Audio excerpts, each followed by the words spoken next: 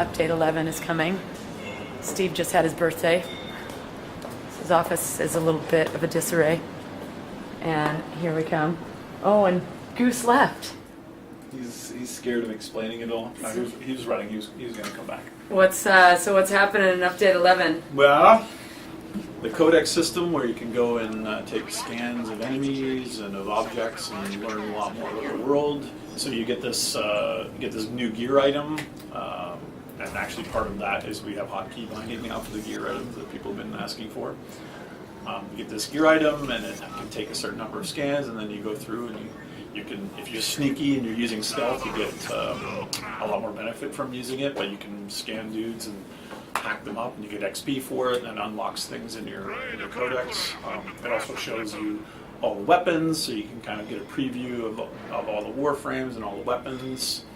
So that's a lot of information in the game being revealed. I think a certain group of people is really anxious to see what certain enemy types drop, and that's one of the things that's useful about using the scanner on those enemy types. Mm-hmm. There's Ember Prime coming. Yep. There's Glaive Prime. I think Sheldon let out of the bag that it's Sicarus Prime. Yeah. I believe that's it for Prime gear. Resource drone, which I saw Polish being worked on.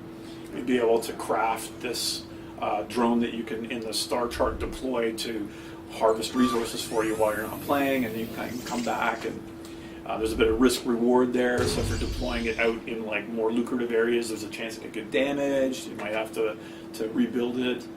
We've got a new map mode. There's a bunch of really interesting UI improvements.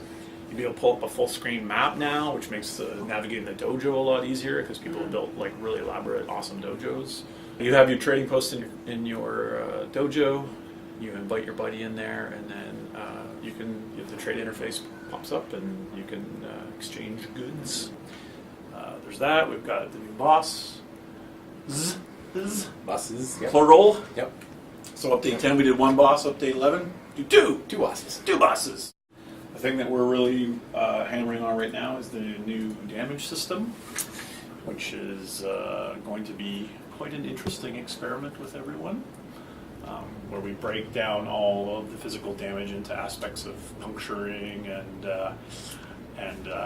impact and slashing damage, so that there's a lot of differentiation between the weapons and a lot of differentiation between how the enemies resist that. We realized we didn't just want to tweak the armor off of enemies. We wanted to say, okay, if we're going to change this, let's make a system that we think is going to last for years. So we really spent a lot more time on that. We're running a new event with it that's kind of an expansion on the Gradivus Dilemma.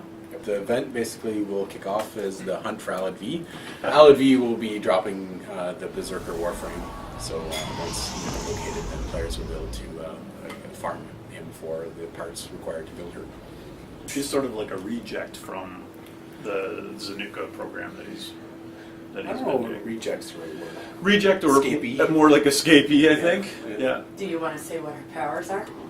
I think my favorite power for her is her grapple hook, which is still being named a proper name. It will show up in the game as one of her first power, which I think the additions to the grapple hook, which is it now works on enemies, and you can play hard enemies and pull them across the environment, is quite entertaining and fun. She's got a team buff that I'm currently calling Intimidate, and that's basically a team melee speed buff plus an armor buff. And then there's also, part of that is a radial debuff of enemy speed, so that the difference between your melee attack speed and their movement speed is accentuated and allows you to take care of them quicker. Her ultimate is the energy claws that she summons that are basically a melee weapon that is for her only, and goes into a rage and pulls out these wicked energy claws and destroys everything around her. The event, you will be offered battle pay in exchange for your time and effort to clear out the infested from Jupiter. Doing this will reveal the gas city, and eventually the players will hunt down Alad V and be able to take him down. What's really cool, I don't even know if I should give this away, but when you attack him, the things he says to you they reflect what side in the battle you picked. So there's a real responsiveness to how the players participate in that event, personally and globally, the consequences.